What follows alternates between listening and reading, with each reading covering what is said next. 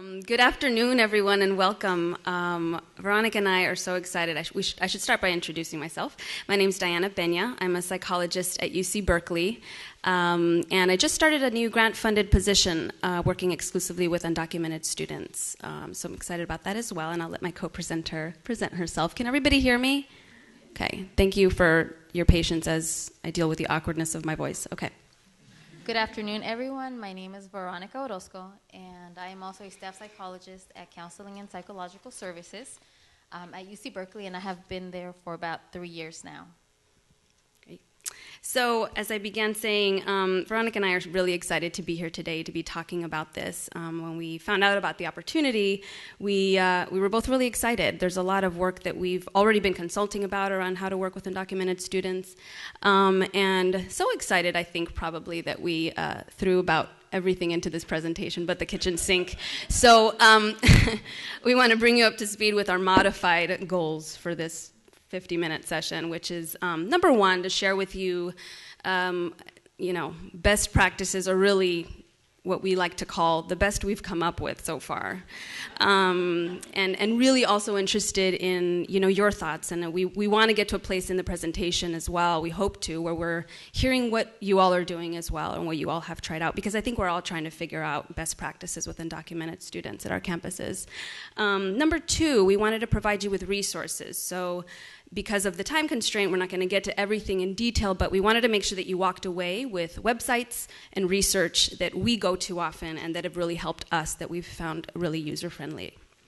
And what we really hope to do is provide an overview of some of the basics around working with undocumented students, some of the emerging research on psychological stressors, and then we hope to really open it up for more dialogue and a little bit more sort of collective critical thinking when we get to the clinical implications, documentation, and what we're doing as far as community building that we're hoping is helping all of these efforts. So that's where we're going. What I will say as well is, as we go through, you may have questions about some of the legal terms, current legislation. You might see some terms that will make you sort of go, oh yeah, what's the latest thing going on with that on the news? I think I heard something. We're not going to have time to go into too much detail around legislation, but again, we're providing resources and websites that we've found to be really helpful to do that on your own time. And please also come and talk to us afterwards. We're going to be sticking around during the break. Find us in between sessions the next, 40 hours left of this conference? We'll get it in. Okay, so without taking too much time and without necessarily your clinician's hat on, take 10 seconds and be aware of what comes up for you when you hear the term undocumented. You don't have to share it with anyone, so you can be real.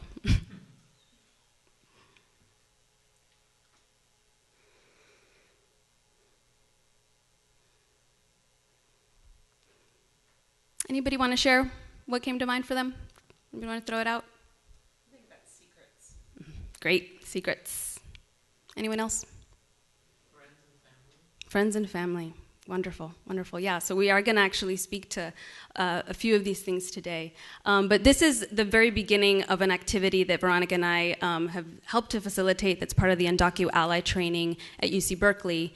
And as you could probably imagine, it's sort of the gateway towards some personal reflection, right? So we don't have time to do this activity justice and really sort of tease it apart, but our idea was to just plant the seed that we can't really talk about how to be clinically effective until we've sort of examined all of our own implicit biases and sort of socialization, right, around everything we've seen in media, everything we've seen just as members of the society on undocumented youth.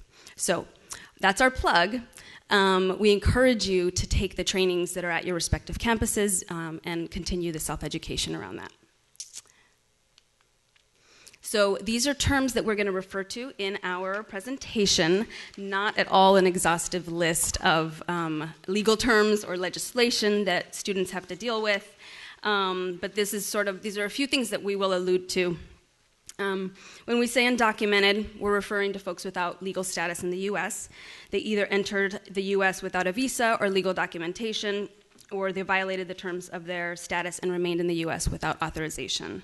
Illegal is a term that unfortunately we still see thrown around in media, and it's a term that's greatly disapproved of in the immigrant community, really undermines the complexity of the immigration experience, but it also really perpetuates stereotypes of undocumented folks being criminals, a burden to society, et cetera. So we don't like this term.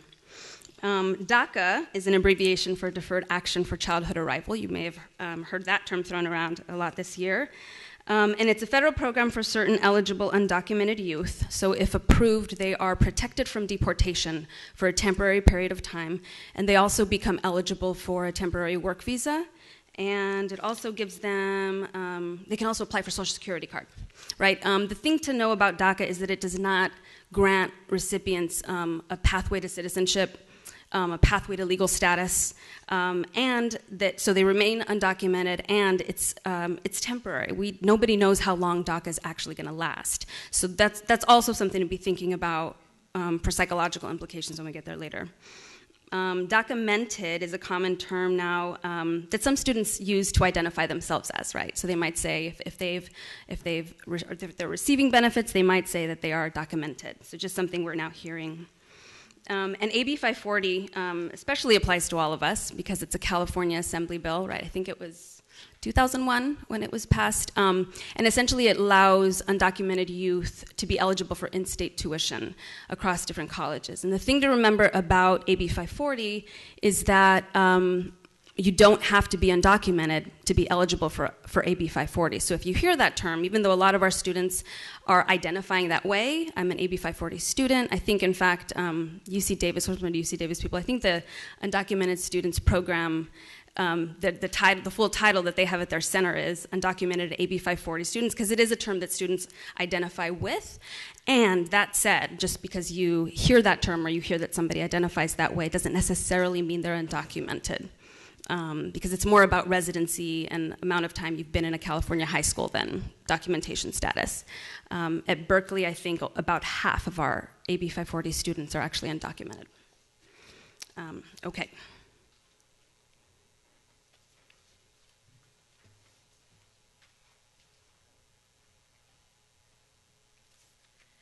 So this image that we have up here is titled A Day in the Life of a DREAM Act Student, created by one of our colleagues, a staff member at UC Berkeley and ally to undocumented students. He works very closely with undocumented students in a mentorship counselor capacity. And this image illustrates many of the difficulties that undocumented students experience, which I'm going to talk a little bit more about. And so the first one, you don't have a pointer. The first one on the couch, it says, sleeps at a friend's house because can't afford rent. Right below that, uses the library's free computers to do homework. Below that, tries to rally support for the DREAM Act. And the last one, attends campus lecture for great talk and free food. Eats ramen for breakfast, writes home lies. On the note, it says, "Dear Mama, everything is all right. Miss you." Tutors other DREAM Act students, works 4 hours each night as a dishwasher to pay for tuition and books. Rushes off to school, avoids having to take the bus if possible. Sits through lectures, feeling sleepy. Looks forward to his favorite class. Is asked to offer his interpretation of course readings because he is so clever and has such a unique perspective. And the very last one, returns home late and tired, but still spends a few hours studying for the next day. So the struggles here illustrate the financial difficulties that these individuals, undocumented students, experience. They are working, and when they work, and if they are not documented, they may be getting paid under the table, low wages, saving saving whatever money they can to pay for their tuition, pay for rent, pay for food. They may need to send some of that money back home to be able to support their family. With regards to food, yes, attend lectures because it's an interesting lecture, but also because it may provide some snacks or some food for them. Rights home lies as college counselors, I think this is something that we often face where students don't reach out to parents because they don't want to burden them. They have their own struggles, where in this, with our undocumented student, their experiences, that gets elevated because they cannot reach out to parents, ask for financial support because parents may already be struggling as well. With regards to the other barriers and cultural considerations, so I want to highlight in this one the internship, financial aid, and leave of absences, and housing. So with regards to internships, some of the students that I've been able to work with, one, they may not be eligible for internships because they may require a social security number. They may not have one. For situations where they may be able to secure an internship, it may be an unpaid internship, which creates another situation where if they're spending 10 hours a week, 20 hours a week, those are 10, 20 hours that they may be able to spend at a job where they are getting paid low wages, but they are getting paid. With regards to financial aid, for these students, so finances is a huge concern. With regards to related to the leave of absences, they may start and stop their schooling. They return to school when they have saved up enough money and they're able to pay for a semester, for a quarter. Then they stop when they have run out of finances to continue to work and continue to save up more money. In some situations, there may be private loans that they may be able to secure, but in other situations, these resources, financial aid is just not available to them. And with regards to housing, another issue where they may be couch surfing, staying with friends, because they are not able to pay for a place of their own. Anything else that you might want to add to this slide?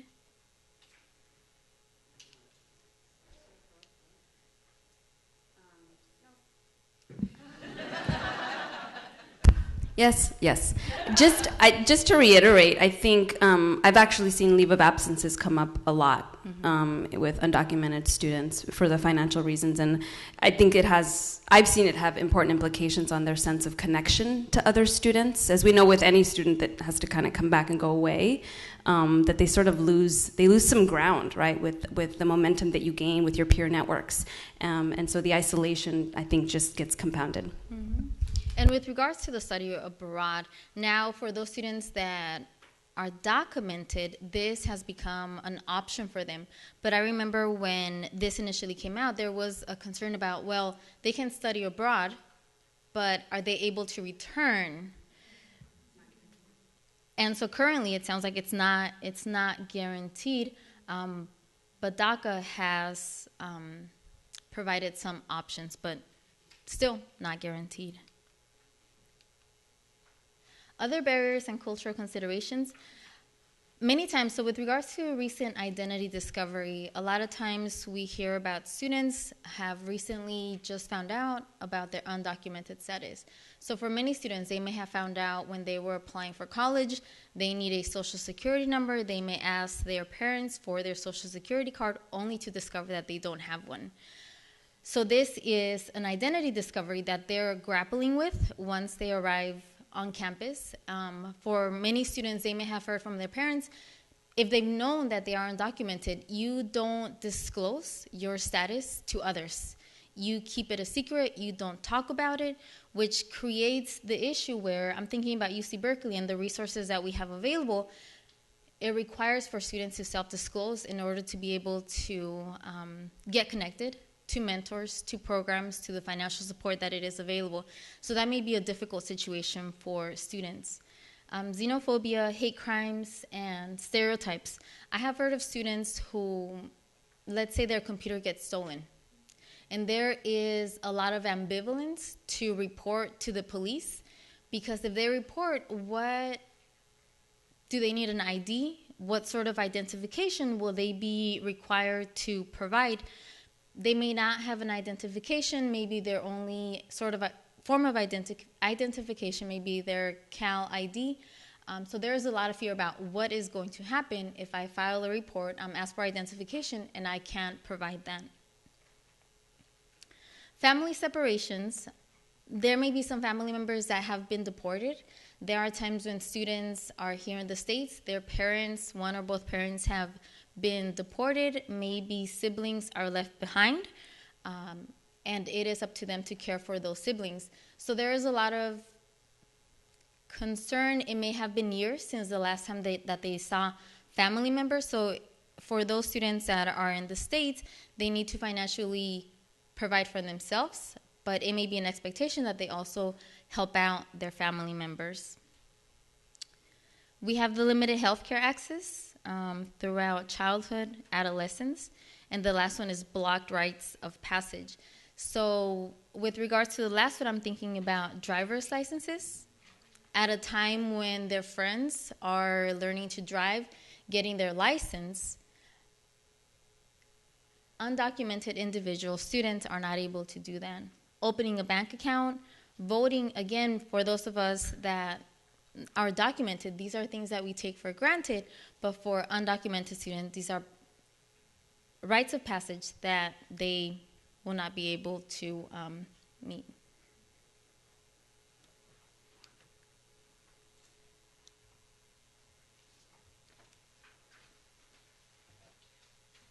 And I apologize, there's some really funny things going on with these slides. I'm not really sure why, but I'm not a Mac user regularly, so that might be what's happening. Okay, so the good news, research on undocumented youth, we've had some access to research on undocumented youth for a while now, but more specifically, undocumented college students, it's really been growing, I'd say, in the last 3 to 5 years. So we can't cover it all today, but what we did want to share is a couple of articles that we've found useful. This first one is one that Veronica circulated to our staff in terms of just reminding us of the summary of research that helps us understand undocumented youth in general, and some of the most common psychological stressors. So in this article, the author sort of summarized some of the most common stressors, and they also included some interviews that they conducted with undocumented youth. And the things that really, stand out, again, these common stressors: PTSD, usually related to migration trauma, fear of deportation, fear that accessing mental health will somehow jeopardize them becoming citizens, right? Because in that quest to become a citizen, they know that part of the application status is a judgment of good moral character. And what does it mean if you had to go seek out mental health? And then finally, career anxiety. So these really stood out, and I think all of these are really things that are really relevant to the work that we do with college students, especially around career. A lot of times, early adulthood or emerging adulthood, right, is when our students will start to deal with trauma and residual issues that are coming up with trauma. So these are really important and have helped guide our work. As far as these other things listed below, there seemed to be a theme that I know for me I've sort of incorporated when I've thought about identity and identity development. Again, something that we're also really talking to our students about, right? And something we're helping them hold as their identities are emerging.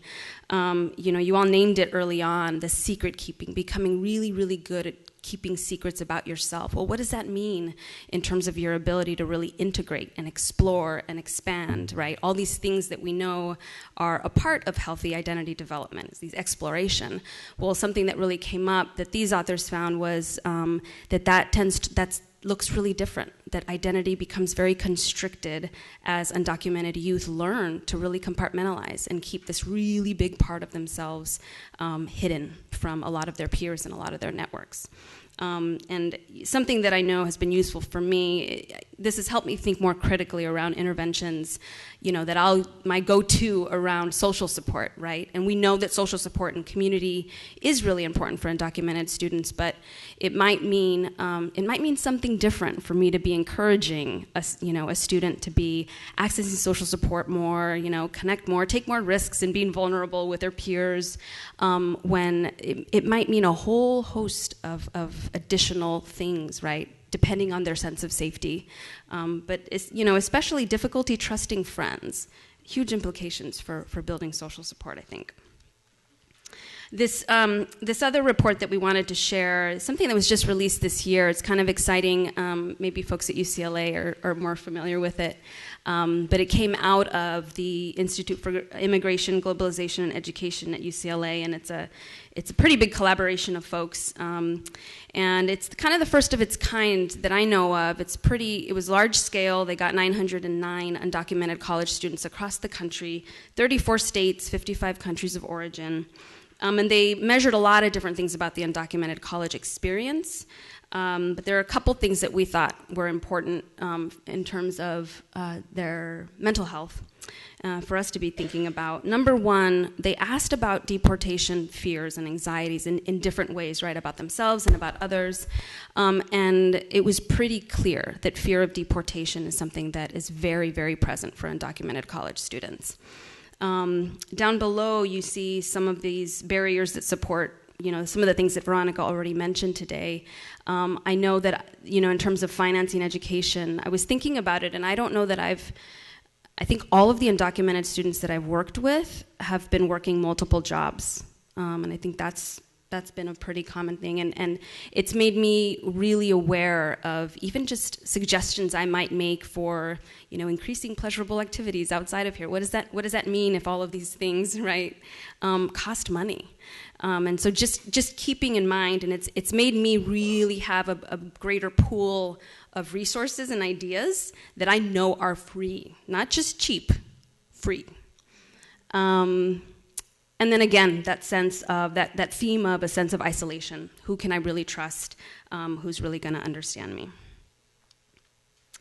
This chart, what we're looking at here is a comparison of students that met criteria for generalized anxiety disorder.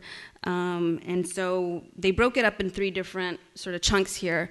The highest two that you see here, they looked at DACA recipients, so undocumented students all the way on the far left that are receiving DACA, in the middle, undocumented students that are not receiving DACA, and then all the way on the right was the norming sample, which I believe was somewhere around 2,000, so it was a good norming sample that they had. And what we see first and foremost is that there's a pretty significant, and the differences were significant, there's a pretty big difference between the percentage of students that were not undocumented that met criteria for generalized anxiety disorder and the undocumented students. So that one's a little bit easier to tell. The other thing to note here, though, or a thing that we found really interesting, and so did the authors, was that DACA recipients actually had a higher percentage of anxiety. And something that they one theory that they used to explain, and something that also fit with, what we've heard students say, is that in order to qualify for DACA, one is essentially outing themselves and their family, right? And we know that DACA comes with a lot of benefits, but we don't know how long DACA is going to last, and nobody really can answer the question of what happens with all of this information that you're handing over to the federal government. What happens if, some change in the next presidential administration gets rid of DACA? Where does all that information go? So the awareness that is important for us to have is, and I think I heard a student use the term, it's kind of like this double-edged sword, right? So you open yourself up, you, not your family, you, to receive these benefits, but then you're exposing yourself and your family. And so it can be really vulnerable, and it's one theory to explain what we're seeing here.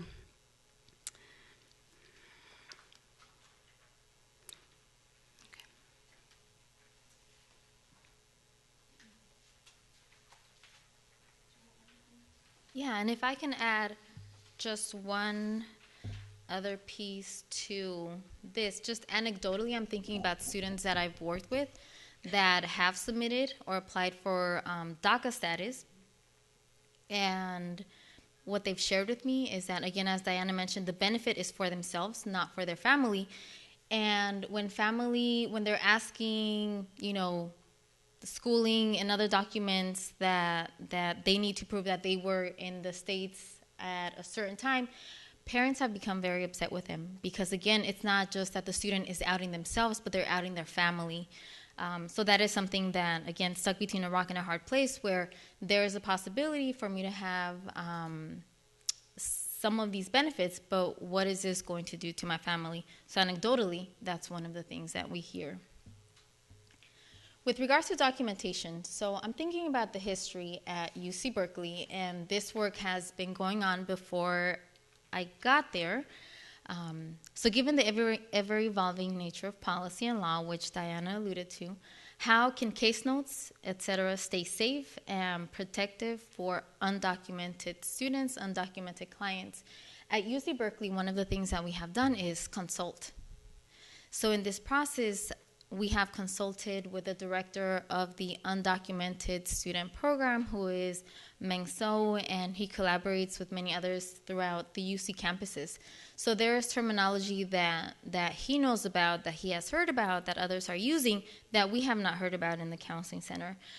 So there's a very close collaboration with him, consulting with our clinical director. I have actually touched base when we have our lawyer, and I don't remember his name, come in. We have consulted with him about documentation specifically for undocumented students. And this is something that has changed and is still changing. And so, for example, one of the things that we agreed in our center is that we were not going to use the word undocumented in our clinical case notes. At one point, we agreed that we could write AB 540 status, because a student that has AB 540 status may or may not be documented. But that is also changing, and one of the conversations that we've had is maybe now it is okay to use and document AB 540 status, but with regards to laws, with regards to policy, we cannot predict how that's going to change.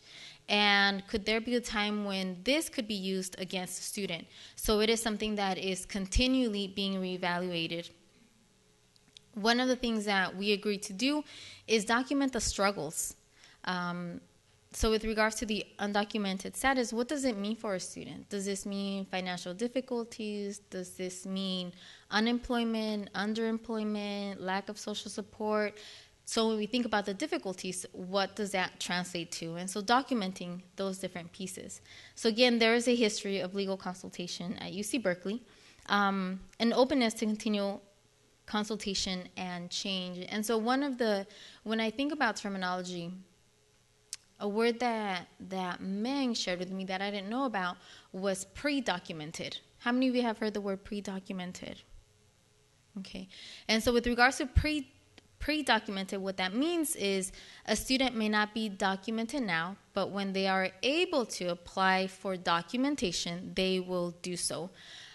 Again, it is changing on the regular. We are consulting. When you think about your centers, what are you all currently doing? Is it similar to a process that you have? Does it look differently?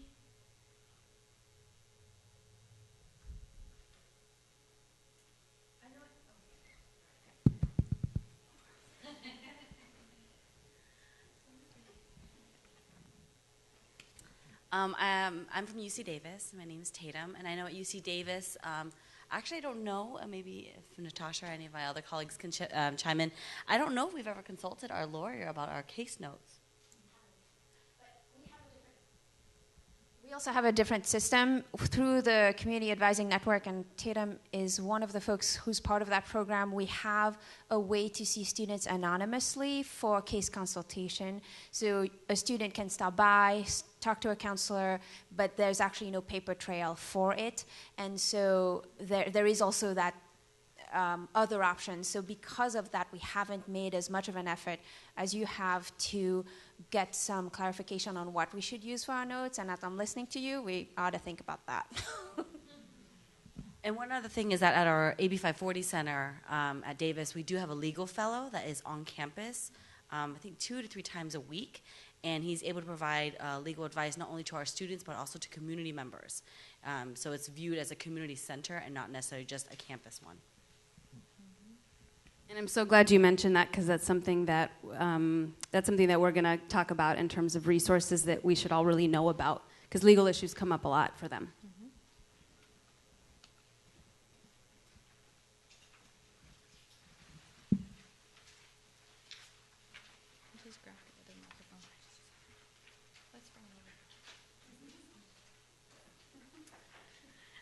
Okay, so what does all this mean clinically for us as we sit and think about our job in that room that we sit in?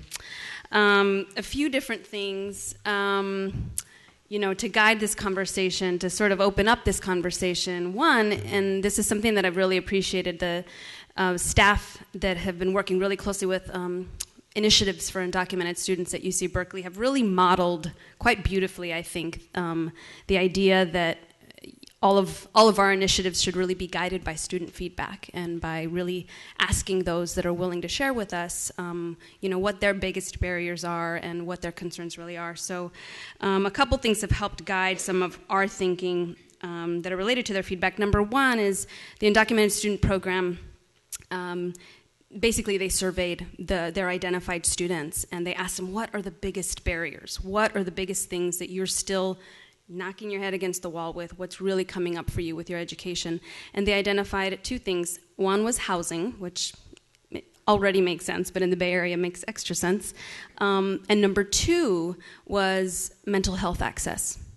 And one, the ability to see a counselor multiple times without session limits, in part because really the idea of coming out, right, and really sharing their histories and their experiences. Many of our students really struggle with doing that for the first time, especially if there's stigma within their sort of communities of origin. But especially for undocumented students, this can feel like such a difficult task. And then for that to be limited and then start over with another counselor, they really saw that as a barrier to even coming to, CAPS in the first place.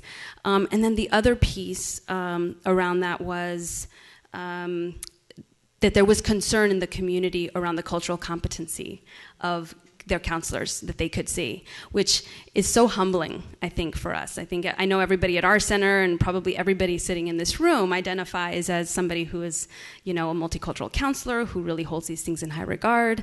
And yet this is still something that our students really said, we have concerns about that. And we have concerns about our ability to really sit in a room that feels safe.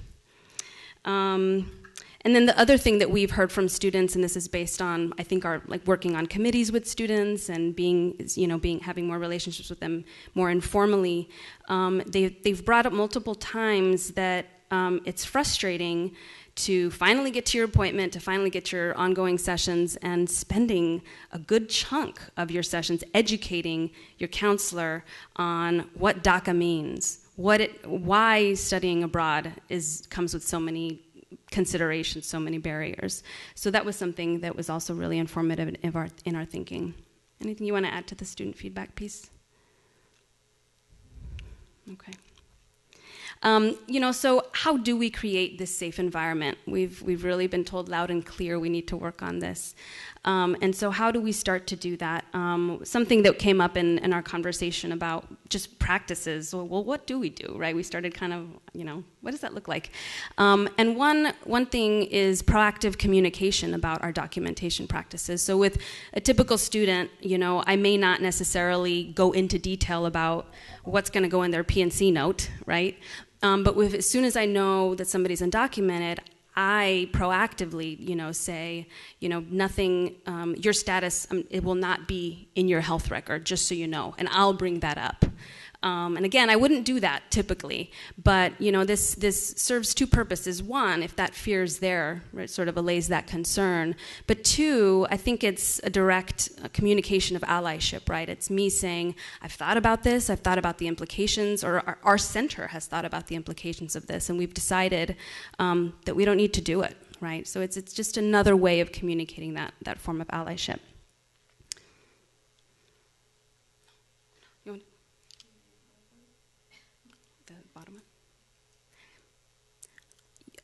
The other thing is validating and normalizing unique experiences. These next three bullets: countering the narrative of criminal parents, and really honoring what's going on in their families and the complexity of their familial relationships. It's with everything that goes on, with all of the images that they face every day. I think, recently it's such a great example. I know all over my Facebook feed and everything that's going on, I mean, it's really hard to escape the messages that undocumented students are getting about their families being burdens to American society, right? It's like I can't get away from all of these Trump stories. Like they're just coming out every morning. And I don't identify as undocumented. So if this was a daily onslaught for me. So what's important for us, I think, and what I've sort of tried to do is find moments, find opportunities to just name the resilience and the strength that their families really possess. These are the messages that they're not getting, right? They're getting all kinds of messages that their families are burdens. And so just looking for opportunities to do that, validating and normalizing, right, their fears, their worries, their anxieties, the fact that, they really do stay up at night sometimes worrying about their family being deported, and then normalizing the symptoms that are coming around that, right, and what they're experiencing. And then finally, this last one, just in terms of asking about status. Do you want to talk about that? Yeah, so just curious about, do you ask about status? When you are sitting with a student and there may be keywords that that your client is saying, a question may be, well, do you ask the question? And if so, how do we ask it, or do we ask it? So just opening it up to others, how do you navigate this situation?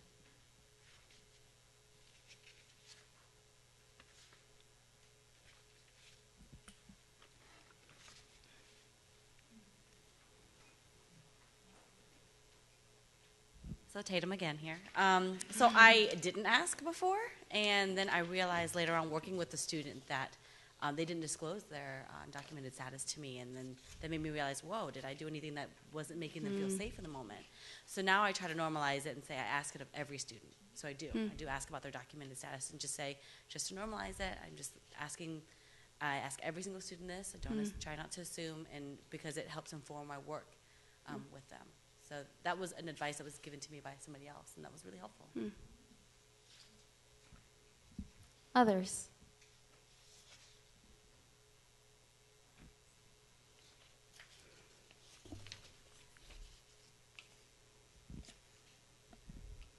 Hi, everyone. My name is Roxana. I'm from UC Davis. So I think initially I didn't ask, and then there were some telltale signs, of course, and I think just kind of making sure I have time to build rapport. I'm a community counselor, so I get to offer consultation services, and students can come to me anonymously, which has been incredible. Bridge to helping students access services and get to know the resources and just kind of build trust. But some of the telltale signs are when they say they can't work, or they don't have a social security number, or they can't get an internship, or they can't apply for FAFSA, or they don't have a driver's license. All of those are telling. And usually given time and trust, that's their way of telling me, and then the issues kind of come out.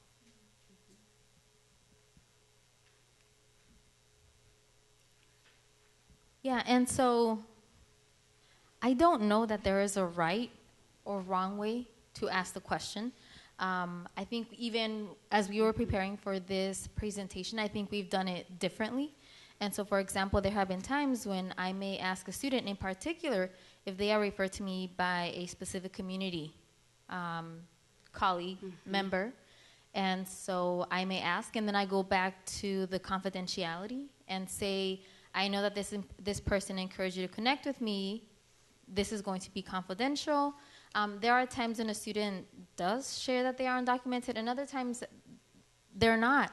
And I know Diana does it differently. And so as we were preparing for this conversation, for this presentation, one of the things that we were thinking about is, what is our purpose in asking this question?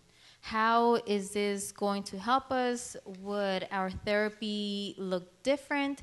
So those were some questions that we were thinking about and asking of ourselves as we pose this question about, do we ask, what is our purpose?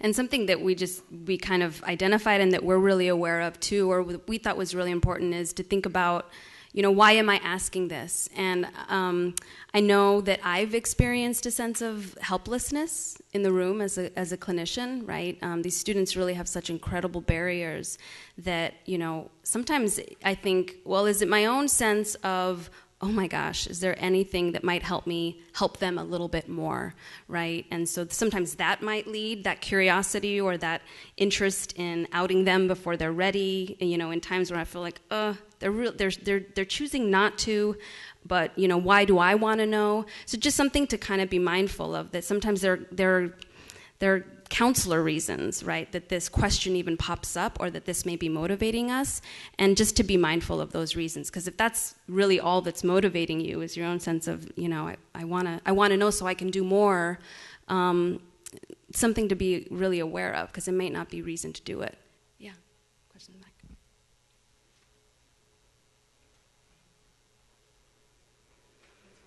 My name is Paige. I'm from UC Berkeley, and I think one thing that, we have the privilege of having undocumented training, and we were able to have symbols like the monarch butterfly.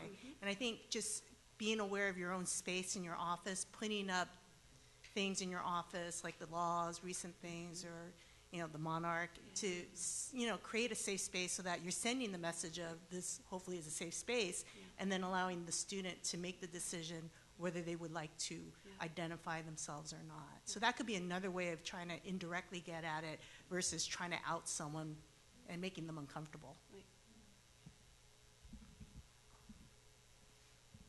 Hi, this is Carolyn from UCI. I also approach this from a position, I have to think about the cultural difference. As a white woman, I worry about how not only what are my clinical reasons for asking, but also how this student might perceive me as a white woman asking them this question, being a part of the population that is, propagating all of that Donald Trump stuff and all of that, and I have to be mindful of not them feeling like I'm, microaggressing against them or making assumptions or, trying to pigeonhole them in some way. So I really feel like it's a delicate dance at times, and I really want to be sure that we have a solid, trusting relationship before I would ask that question, because I really don't want them to see me as, somebody of power who's trying to out them, or that might be influenced in some way by having that information. Yeah, great. Thank you all. Aware of time, we want to just cover a few other things. So just a few other things that, obviously we take from both the research and also our own experiences. The importance of assessing, once you do know that a student is undocumented, assessing deportation anxiety. We have a lot of ideas brewing this year for things we want to do, like offering anxiety management workshops specifically around deportation anxiety, knowing that this is really there. So, this is not something that a student is likely to come in and list as their primary presenting concern on, in their in PNC, but just something to be thinking about and help teach skills around that, normalizing it, and then teaching skills around that, teaching coping skills around microaggressions and discrimination. And then being a resource academically, financially. We've talked a lot, Veronica and I, in our consultation, that sometimes we'll spend half or more of a session just helping them identify a very concrete resource. I think it was 2 weeks ago, a student I saw the week prior, she was working on relationship-related concerns, and the very next week she came in and her mom had been detained. And so we spent probably the majority of the session just on the phone with a lawyer that we recently were able to hire to work part-time with students and figuring out what her sort of options were. I mean, it was all just connecting her to the legal resources. So having that flexibility and knowing what resources are available, where you can connect to a student for these really important issues. And if I can share one more anecdote. I'm thinking about career counseling, right? So I've had situations where I'm working with a student. We do the strong interest inventory, skills confidence inventory, MBTI. We usually refer them to ONIT, right? own it online. But in this situation, there is a lot of suffering, questions, concerns, trauma related to career, because it looks different, right? Yes, they can graduate from one of the UCs, but what is next and how realistic is it? So with regards to the academic situations, it was important for me to know about like resources. So after this step, it's not just about go to this website, but is there a person that I can refer them to that they can talk to about graduate school and what is realistic and what is possible and what are the avenues that the student needs to take in order to make that a reality. So again, it's not just about doing the assessments in session, but really following through, and is this realistic? And if it is, what do we need to do? Yeah.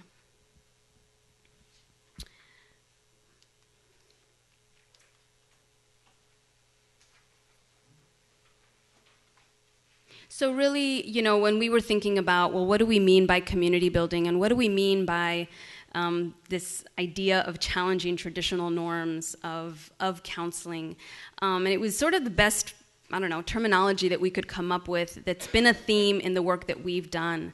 And one is really kind of, and we were alluding to these in the last slide, but essentially being a resource and knowing people in the community that you can connect them to, and going, I guess, the extra step sometimes in providing them not just with, you know, I think you should really go and talk to somebody at financial aid about that, but following up and finding out who at financial aid, you know, has really worked a lot with undocumented students, and undocumented students might feel safe calling your student back and saying, hey, I found out who has worked with really well with undocumented students, or who a lot of undocumented students trust. This is who I'd recommend you call. Here's their number, right? So going that extra step to connect them. That's not my even on that. And this goes back to, so in preparing for this presentation, again, we were thinking about, I'm not sure if it's this slide or the next slide, it's somewhere on here, but thinking about what does therapy look like with these students. And traditionally, therapy happens in a room, 45 minutes, student walks away, and until we see you 2 weeks, 3 weeks out, sometimes 4 weeks. And one of the things that we have found out is with regards to the student population, and it looks slightly different. In our roles, one of the things that Diane and I have found out is that we have interactions with these students in different spaces, not just at the counseling center. As Paige mentioned, one of the programs that we have is the Undocu Ally training program that both Diane and I have helped facilitate. In this training, students do take part in it. And so we interact. I have actually sat with students that I have seen in individual therapy in this space as well. So I'm wearing multiple hats. And so therapy work looks a little bit different. And I forget the word that we used, but was it buy-in, seeing us interacting in their community, not just isolated in the counseling center. One of the words that we've heard about, like, the counseling center seems cold and clinical and distant, and we're just not accessible to the students. And so when students see us in different centers, in different spaces, we are more likely to become part of the community, trusted members that they can turn to. Yeah. I think an example that I had thought of when we were talking about this was a student that I met that was on the Undocu Ally training committee. And I remember making this mental note, right, that, oh, okay, well, now I'm having this very unique kind of relationship with this student. If she ever comes to the counseling center or ever seeks out services, it probably makes more sense for her to work with somebody else, because now I've been in this other role with her. And then the next year, she reached out to me and was sort of tiptoeing and wanted to come in and see a counselor. And she told me in that session, you know, I really have been staying. I'm a senior. I haven't wanted to do counseling. I've never wanted, like, I just have all these issues with it. But when I was on that committee with you, she said, it was a term in Spanish, but she said it seemed like you were good people. And that's why I came. And, you know, I mean, I think about how just discouraging it would have been if I would have said to her, oh, well, that sounds really great. I'm going to connect you with somebody else because now we've had this, and she ended up she had been sexually assaulted. And so it was actually really important for her to get the support. But the fact that it took her so much, and even then, it was because she had made some connection with somebody, So it's an example of how we've really had to just navigate this multiple role world in order to be accessible to students. And then, embracing a range of support modalities, just really embracing the fact that for many of our students, the closest thing they've ever had to counseling is maybe a coach or somebody from their community, a pastor, a priest. And so embracing, what maybe have seen in multicultural research and literature around being comfortable with playing different roles, being comfortable with sometimes being more of an educator, sometimes coming off as a mentor. Where we work, a lot of these students are very connected to EOP counselors, different members of the advisor community who really engage in them this way. And I know that when I've sort of embraced a very similar sense or interpersonal style, that there's a little bit more buy-in as well.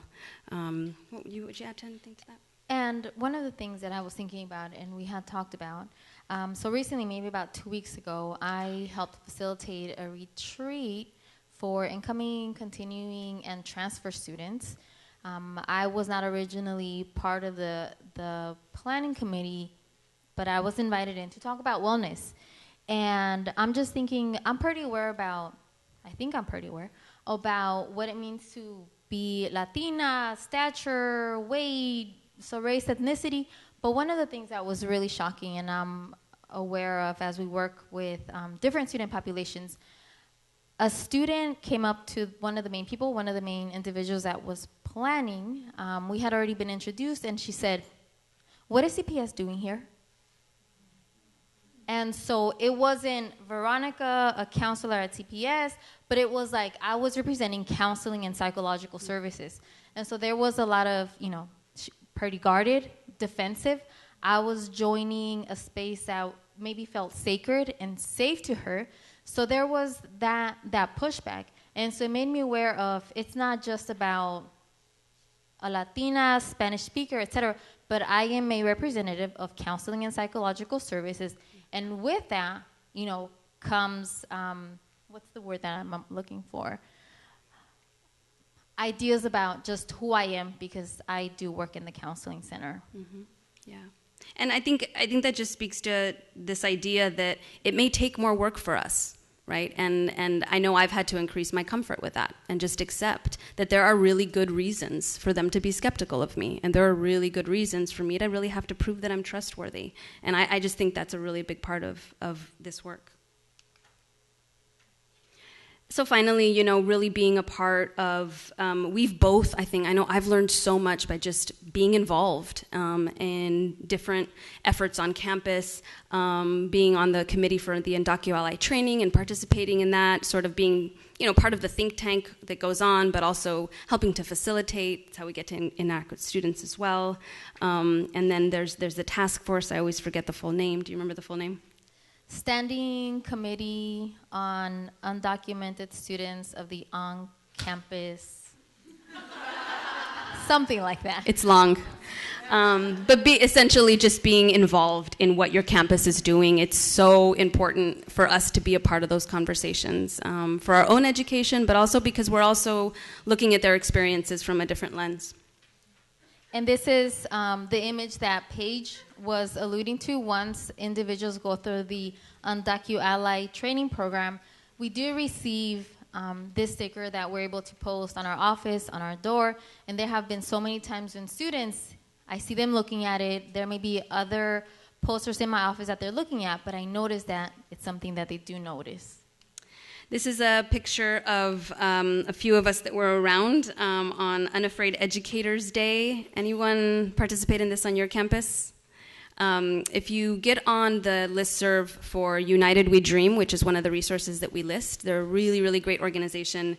They send all kinds of updates of when these things come up. And this picture, or this little sign that we're carrying was something that, you know, they sent to everybody in this PDF, and you could print it out and then take a picture and display it. And so this was actually on our website that week.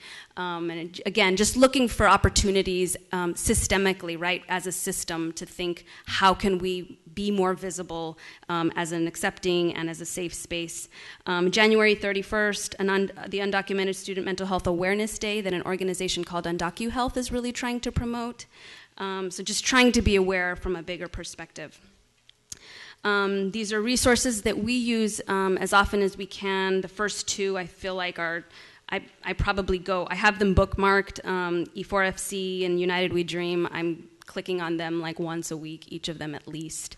Great resources for legal issues, legislation, responses to what's going on in the media, and some other ones as well.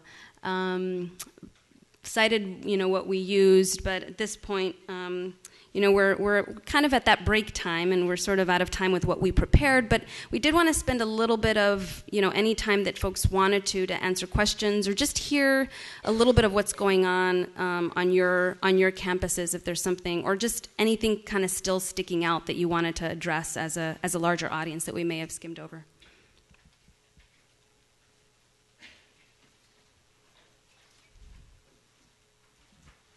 Hi, I'm Saromi Kim. I'm from UCLA.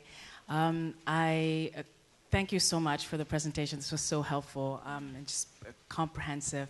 And I guess a couple of things came to mind. One is, I think we've been trying really hard to partner with students, right? So students in ideas and students who are working with the Undocumented Students program, and allowing them to really tell us, how do we best reach you, right? And what we have heard from UCLA a lot of times is, you know, we want to do our own peer groups, and then we want you as backup. We want you as support. And it actually, you know, we put together, well, they put together a Circle Project, which is also a UCLA Labor Center program. And Circle Project is, I think, an amazing way to have students really help each other and talk about mental health in a much more comfortable way, where they feel safer, but at the same time, they're partnering with the counseling center, and you know, they meet on our premises, and I may be able to go sometimes and give them a wellness program, or they can come to me for, you know, to put together those programs. But just really working with them to think about, like, how do we best reach you has been really important. Now, this is all in theory. Now, the Circle Project, of course, because it's student-run, sometimes it doesn't run every year. Right? So we have to help them with sustainability. We have to help them with, how do we make sure that, you know, the Circle Project continues, and how to best reach students. And most students will tell you, I don't have time for mental health, right? So how do we make it possible for the students? The second thing I wanted to talk about was, you know, because I work with the campus partners, those are students who are already involved in ideas, were already involved in the Undocumented Students programs, but how about those students who are not involved at all with any of these programs, and they don't have the community support?